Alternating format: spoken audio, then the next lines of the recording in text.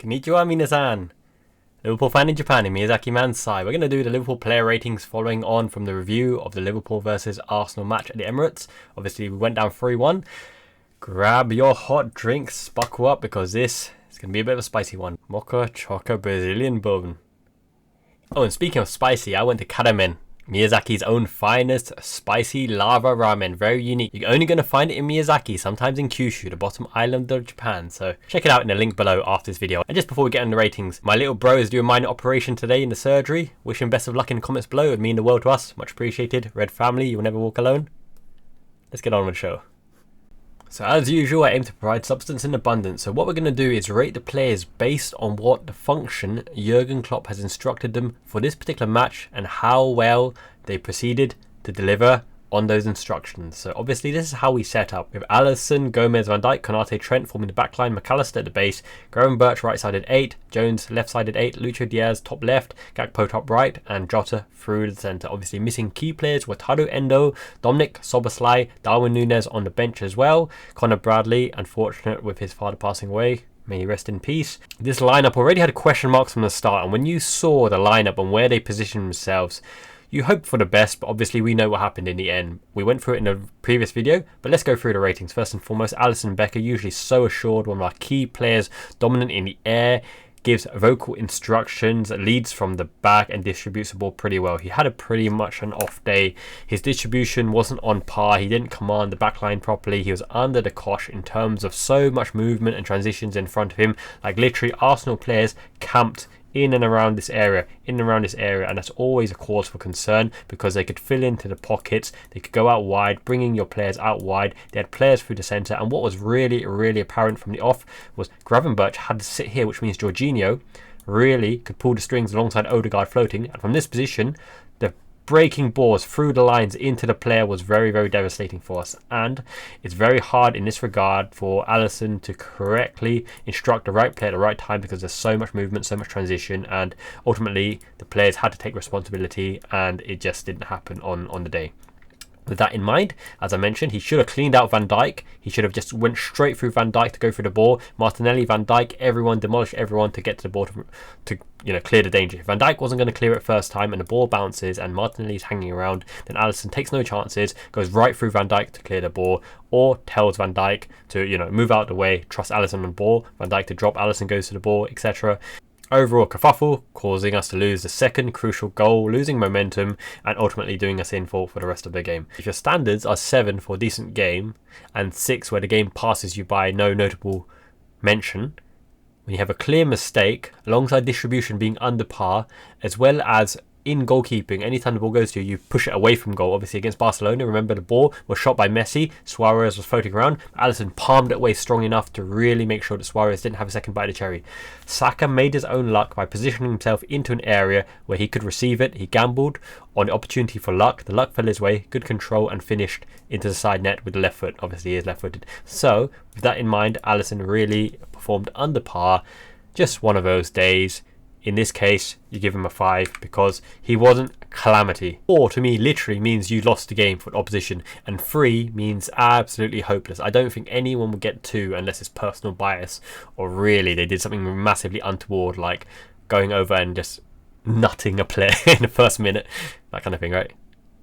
I'll get a 1. So Alisson gets a 5, and I don't want to make this video too long because obviously we've had a bit of time to digest it through, but Trent, obviously in this tactical setup, right, the ball around the outside to Gakpo doesn't give you the same effect as Salah versus Zinchenko. Similarly, a ball into the space or into the lines to Gravenberch doesn't give you the same effect, and even when you transition into this kind of mode, which we didn't see often enough because it's obviously penned back, it just isn't the most effective right side on paper. They lack the chemistry, but they also, even if things go well, what exactly are you looking to do in this position? So Klopp alluded to the fact that he should have been high up on a wing, Gravenberch holding his position, which means that ultimately Klopp might have wanted to get into this kind of shape or this kind of shape, right? Which means that Trent can get into the half spaces and start whipping balls around or dominating or dictating, or allowing Gakpo to pull the opposition and getting this position to shooting opposition. But because we were so under the cosh and we completely lost in midfield, he spent the whole game here, right? And that really wasn't effective, and it wasn't completely his fault because in this front line the only ones you can hit is Lucho Diaz to really have a cause and effect, and that's what we did eventually. But it wasn't actually Trent giving to Lucho Diaz, it was Gravenberch, which we'll come to in a second, chipping the ball into Lucho Diaz and making something happen into that space there. Okay, so overall, Trent didn't deliver on the function that Klopp wanted him to deliver on. Half caused by Arsenal, but half caused in his inability to influence the game. Now, when he is picked to play this game, he has to have an influence, otherwise he could be a bit of a liability, because Martinelli and Arsenal will target him, and it's not because of defensive deficiencies. Literally, opposition have game-winning scenarios, and their scenario is to target Trent with Martinelli to go out and around the inside into the half space, pin Konate back, pull McAllister over to this direction, and overload the other side. So fairly obvious what they would do. Arsenal's game plan worked to full effect. Odegaard was pulling the strings, Jorginho was on fire, Trent had a miserly game and he couldn't influence whatsoever. So Trent Alexander gets a 4, obviously not match fit as well, but even when he was match fit, Conor Bradley was probably the call if you are playing Gakpo and Gravenberch on this side. I wouldn't have played Gravenberch on this side. I would have put Trent on here with Jones covering for him and Gravenberch in and around this space, because Gomez and Van Dijk give Gravenberch a bit more freedom to progress and break the lines. Gravenberch tried to do what he needed to do, but we'll come into Gravenberch once again in a bit. So Trent gets a 4. Konate wasn't his usual dominant self, but it's unfortunate because with that midfield and that lineup in front of him, he can't be as dominant because he had to really cover. It was a testament to our defence that even though we were exposed on many occasions, we still only conceded through a mishap and Leandro Trossard megging Alisson, because at that time we were already a broken team. So in that regard, Konate gets a 5, mainly because he also had a red card, influenced our inability to come back in the final few minutes. Really, the hope is gone at that stage, especially when we are away and under the cosh, not playing particularly well anyway. Van Dijk, let's put 4 straight in there, because he wasn't his dominant self. We were under the cosh. The midfield couldn't give enough protection. His long balls weren't on point. We couldn't break the lines and we couldn't penetrate either. Neither Konate or Van Dijk managed to progress the ball or run forward, mainly because this area here we were absolutely stuffed. We seemed to have Arsenal players flooding us all the time, and when we did have the ball, when we did manage to pen them in and press them in, which we usually do, when we have our players here playing across the line, literally Van Dijk and Konate didn't make any strides into the opposition and didn't break the lines, and we couldn't break them down. And it all starts from the distribution from the back, moving from side to side until there's an opening, playing McAllister in to slide the ball through.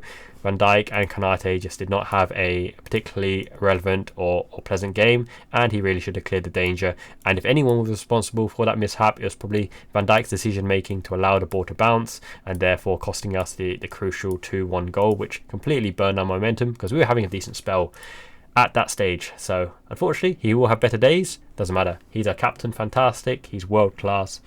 Unfortunately, we can get done in on any given day. It was just a bad day overall. Gomez was the pick of the bunch, but this is the problem you have with Gomez on the left-hand side. He hasn't got a natural foot, which means that the instant ball around the outside curled from Gomez into Lucho Diaz to pin back Ben White to bring him one-on-one and to cause havoc straight away. That ball doesn't come very quickly like Trent could do to Salah.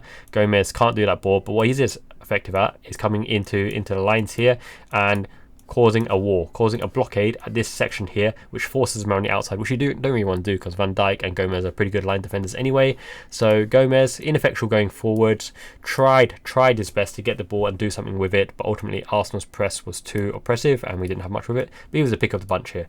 I would have liked to see Gomez on the right and Robertson on the left, Jones on the right and Gravenberch on the left if you're starting that particular system, or Jones on the right and Gakpo on left side at 8. It is what it is. You can't look in hindsight. Okay. So going into McAllister, our pick of the bunch, he was brave, he tried to break the lines, he tried to turn his body. You'll note that the reason we have a lot of success, the foundation of success, is based on the fact that in the 6th position, as the lighthouse, you dictate where the players need to go on any given position. When Endo was here on that throw-in, he turned Havertz, drove into the area and got knocked down by Havertz. You need the bravery in the 6th position to break the lines. McAllister has it, Thiago has it, Endo has it, Bajcetic has it as well, which is why Bajcetic is actually a very big miss for this season. I wonder if he's got Osgood Schlatter. It's a kind of growing deficiency disease. You have extra bone growth in your knees. I had that as well, especially on the left knee. Still suffer from it now. Growing pains, nasty stuff. Bajcetic looks like a tank. Can't wait till he comes back. But McAllister was the pick of the bunch and really tried to do what Klopp wanted him to do in this function. I would have given McAllister an 8, because he actually did perform pretty well considering circumstances. He's the only midfielder who had enough bravery to consistently turn. Gravenberch tried to do it. It's also Gravenberch's natural game. Wasn't so effectual. Snuffed out off the ball, but McAllister tried to do it. I would have given McAllister an 8, except for the fact that when he had the opportunity to shoot, because he did get in the positions to shoot, none of them were on target. They weren't even on target. So 7 is fair enough for his intended function in the team, but if you got something on target, I would have got him an 8, but it is what it is. Gravenberch, so he's been receiving a lot of flack and a lot of flame, but he actually tried to perform what Klopp wanted him to do. Trent, when he tried to push forward, Gravenberch, to his credit, really tried to cover for him, but then Trent got pinned back because we turned over the ball, which means Gravenberch is caught in no man's land, because what is that? What is that shape? That is horrendous. You've got loads of space in and behind you. Trent should have transitioned, should have pushed, but he didn't have the bravery or the composure, or we didn't even have the ball. So Gravenberch was caught in no man's land, and when you're going to press from here, you're charging in a hopeless direction, because then you're pulling Gakpo back, which gives him the whole field of play to dictate and dominate as well. So this right side just truly was calamitous and failed. We had a bearing on Gravenberch's performance. He did not play well, but he at least tried to receive the ball, to turn the ball, to relieve the pressure, to break the first press, even though it wasn't so successful at times. But to his credit, he got the assist before the assist. It would have been an assist, except for the fact that Lucho Diaz put it into Gabriel, who scored an own goal, which means Lucho Diaz's assist. So assist before the assist. I won't be as harsh as other sites. I'll give him a 5. He tried to do his function, succeeded on times, but over as in a function on the right hand side didn't work. Jones, I was majorly disappointed in, because in this midfield, right, when McAllister pulling the strings from the bottom, it's up to Jones to show his seniority and his capabilities to get on the ball and make things happen, drive and press the line. So Klopp said the key magical things in previous good matches of Curtis Jones. He chooses the right time to dribble with authority, with penetration. Get the ball and go. Get the ball and go. Bring us up there. If he is to be a key player in the future Liverpool 11, Captain Fantastic, Scou's heartbeat, and he really is the balance and heartbeat of this midfield with this three in here, in the absence of, obviously, Szoboszlai or Tario Endo being the heart at the back to stamp authority, crush somebody and get us, G'd up and going again. He didn't take the authority. He can't be a fair weather player. He can't only play well when the team is playing well. Conversely, we can't all play well as a team, relying on Jones to orchestrate and dictate, because he's still relatively young and inexperienced. He's still one of the younger ones in the team. He's still finding his feet, but he's got to stamp his authority in games like Foden the other day, stamping his authority. We need Jones to step up and really have those authoritative moments in games when everyone else is performing under par. He's got to be the one that breaks that first press, gets into the space and makes something happen. A crucial intervention, a crucial piece of play, and it didn't come. He played a little bit too timid, a little bit too safe, but he tried. Great endeavour. Can't blame him completely, but as a function of these three, it had to be Jones to make something happen. Gravenberch is too inconsistent, and in that right hand side, you can't have too much expectation of a Gravenberch there. He tried. He really tried. Gakpo on the right, I've never seen it work. I've just never seen it work. Someone point me to a video where Gakpo predominantly played on the right wing, and we had a barnstorming performance. On the left, fantastic. His favourite position, cutting aside. Excellent. He's got a great shot bent around with the right foot. He's got a great whip ball from the right foot as well. But I've never seen him as a traditional wing on the right side do anything. I know he sometimes can break the lines. He had one chance to break the lines, but the shot was scuffed and wide as well. But the decision playing on the right is very, very unusual for me, especially considering these guys. Literally, looking at this team sheet, you can tell where the weak thing as well. Now, it looks so much different. It looks so much different if you did something like this. That already, to me, looks a lot more balanced and a lot better. So even this looks a lot better. Or even this looks a lot better. Why Gakpo is on the right hand side with Gravenberch and Trent, I will never know. So that is one thought for what Jurgen Klopp and what he's trying to do with that lineup. To be fair, they did swap around, they did switch places, but ultimately I don't think it was very effectual. We just didn't stamp our authority and play our usual game. Gakpo was just pretty ineffective, couldn't hold up the ball, didn't have any keen deliveries, but he always tries. He's got good mentality and he'll grow into the game, but really we need to take advantage of his attributes and ability to hold the ball in dangerous positions and get shooting chances, because he is actually a very, very good shooter. So with that in mind, he gets a 5 as well. Diogo Jota, he has those kind of games where if you can't give him the service and delivery into the right position, like what Arsenal did to absolutely unjumble our defensive shape and transition the players away from the positions and passing lanes and unwind the traps that the opposition sets, unless you can get Jota in and around the penalty area spot for his poaching tap-ins or delivery in, or in and around the outside of the box where he can play make for player, right? He's going to be ineffectual because Jota is not the one to bring you all the way to the goal and do it himself. He needs to be given the chance to get onto the edge of the box where he can make the magic happen. When he's huffing and puffing and chasing shadows in the midfield, That's more of a Gakpo or Firmino kind of role to join in into the midfield as an extra player. Jota needs to be in and around the penalty area and given delivery to put in one-on-one, even 2v1, with overloads and overlaps with players causing havoc elsewhere, so he can do his little silkworm dribble and get a shot away because he's a shooter. But once again, Gakpo and Jota being shooters, predominantly, the playmakers just aren't available because the absence of Jones doing that and the absence of Szoboszlai being a long-range shooting option as well, and even with Endo playing the forward progressive balls, breaking lines quickly. McAllister, to his credit, tried, but it would have been a game for McAllister and Endo together. Without Trent having great delivery or great game, and without Robertson going down the wing and whipping it in first time, even Tsimikas whipping it in first time, it became a very, very isolated and lonely game for Jota, and he's just running and chasing shadows, really. Ineffectual. So he gets a 5 as well. He huffed, he puffed, endeavoured, not to much effect. Lucho Diaz also huffed and puffed, and the difference between Jota and Gakpo is Lucho Diaz can make something happen just for the fact that he's plucky, he's a street baller, and he really gives that endeavour and goes for it, and he is much better. Like literally, compare Sterling and Lucho Diaz, right? Where Sterling has the ball 1v1 out wide, he just runs with pace. He hasn't got the dribbling skills, the close-knit control, and he's not a street baller. The ball bounces off an ankle or a knee or a heel, but Lucho Diaz is, and that's where you saw the goal, when somehow Diaz ended up on the right-hand side. Gravenberch chipped that ball into him, and he managed to make that goal out of nothing against Gabriel. That was literally not planned. It's not something you tactically plan for. It's not something that Jurgen Klopp would have told Gravenberch. Chip the ball onto the outside of Luis Diaz, where he picks it up, turns, drives, hits it off Gabriel's arm to palm it into the goal. It's not planned for. It's just one of those things that when you have the moment and opportunity, you do it. So it's definitely not a planned effect, but you've got to give credit. Gravenberch made the play. Luis Diaz made the most of it, and Gabriel palmed it back just before half-time. We really should have taken advantage of that and had the momentum. So overall, Luis Diaz, probably the best of a bad performing front line. Give him a 7 for endeavour. Making the goal with an assist should have been crucial in changing the momentum and the pendulum of the match to our way, but ultimately ineffectual as well. So let's look at the subs then. Let's put on just Darwin Núñez here. Darwin Núñez, to his credit, is one of those players that can make something out of nothing. That half chance here where he cut inside and shot. Even Gabriel was like, oh, you done me there. But yeah, obviously a bit wild, a bit frantic. But at least he made something happen. He showed endeavour. He really was passionate and really was going for it with everything he had. Slightly ineffectual again. Didn't have too much time to contribute. He should have started, as I mentioned in the previous video.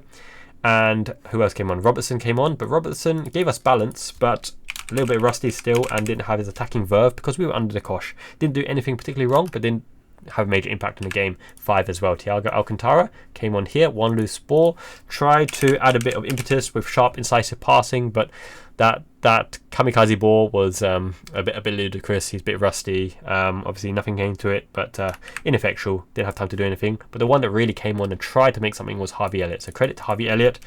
He really tried to provoke and really tried to spot his opportunities to thread the ball, but there's just no movement and no gaps and no opportunities.